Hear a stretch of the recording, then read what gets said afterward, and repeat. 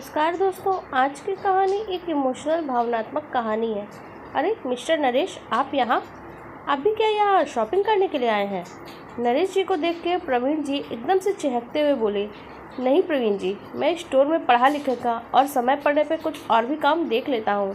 नरेश जी बिना झिझक के बोले, क्या आपको भी रिटायरमेंट के बाद काम करने की ज़रूरत है? आपके तो बेटा बहू दोनों ही इंजीनियर हैं ना? प्रवीण जी अपनी जिज्ञासा नहीं रोक पाए। प्रवीण जी बेटा बहू दोनों इंजीनियर हैं, लेकिन मैं अपनी खुददारी नहीं छोड़ना चाहता, और मैं बिल्कुल नहीं चाहता मुझे और मेरी पत्नी को बुढ़ापे में किसी के आगे हाथ फैलाना पड़े, फिर चाहे वो अपनी ही औलाद क्यों ना हो। प्रवीण जी, मैं अभी तक स्वाभिमान के साथ जीता आया हूँ और अंत तक स्वाभिमान के साथ ही जीना चाहता हूँ। इतना कहकर नरेश जी और ग्राहकों को सामान दिखाने लगे। ये है नरेश जी, जीवन पर्यंत नौकरी की, जो कमाया वो बेटियों और बेटों की पढ़ाई लिखाई शादी विवाह में खर्च कर दिया। दोनों बेटियां अपने ससुराल में खुश हैं और बेटा बहू साथ में नहीं रहते। अपनी उनकी नौकरी में पेंशन तो थी नहीं। सोचा था बेटे को पढ़ा लिखा के इंजीनियर बना दिया है तो क्या ज़रूरत है चिंता करने की, लेकिन रिटायरमेंट के थोड़े दिनों बाद ही बहू के साथ बेटे की भी नज़रें बदलने लगी।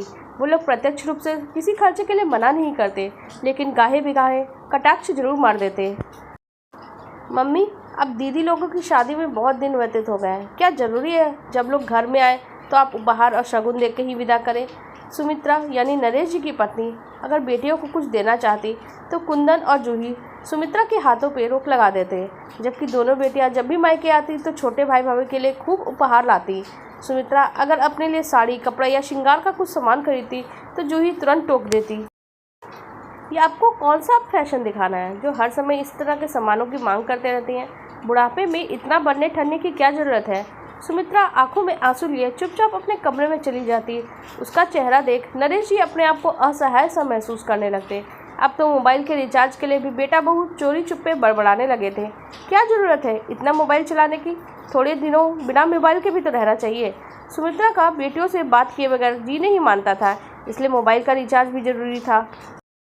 सुमित्रा, तुम सही कहती थी, थोड़ा थोड़ा अपने बुढ़ापे के लिए बचा के रखो, लेकिन मैं तुम्हारी बात हंसी में उड़ा देता कि मेरा बेटा खुद ही इंजीनियर बन गया है तो मुझे किस बात की फिक्र।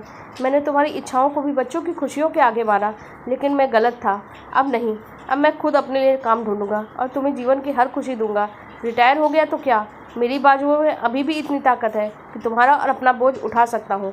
हमेशा खुददारी से जीने वाले नरेश जी के चेहरे पर अचानक चमक सी आ गई।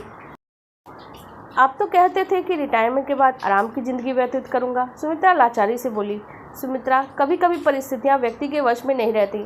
आखिरकार नरेश जी ने घर से थोड़ी दूर एक स्टोर में अपने लिए काम तलाशी लिया। क्या ज़रूरत है आपको काम करने की? क्या रोटी पानी नहीं मिल रहा आपको? कुंदन चिरकता हुआ सब बोला। बेटा, मैंने सोचा कि समय बढ़िया व्यतीत हो जाएगा और 4 पैसे भी घर में आ जाएंगे। नहीं, कहना चाहते थे रोटी पाने के अलावा भी तो 4 ज़रूरत होती है व्यक्ति की बेटा दुनिया में। और नरेश जी ने संकल्प ले लिया, ना तो वो ना अपना ना पत्नी का, जब तक हाथ पाँव चल रहे हैं किसी के आगे हाथ नहीं फैलाएंगे। और आगे प्रभु की इच्छा। नरेश जी अब खुशी खुशी अपनी और सुमित्रा की ज़रूरतों को पूरा करने लगे। आपको मेरी कहानी के विषय में क्या कहना है? क्या बेटे बहू का यह सब व्यवहार सही था? क्या नरेश जी का निर्णय सही था? लाइक और कमेंट्स के द्वारा आप अपने विचार जरूर हमें बताएं, और साथ ही मुझे फेसबुक पे भी फॉलो करें। आपको हमारी ये कहानी कैसी लगी, साथ ही हमें कमेंट्स में ये भी बताएं, और हमारी वीडियो को लाइक करके हमारे यूट्यूब चैनल को भी सब्सक्राइब कर लें। धन्यवाद।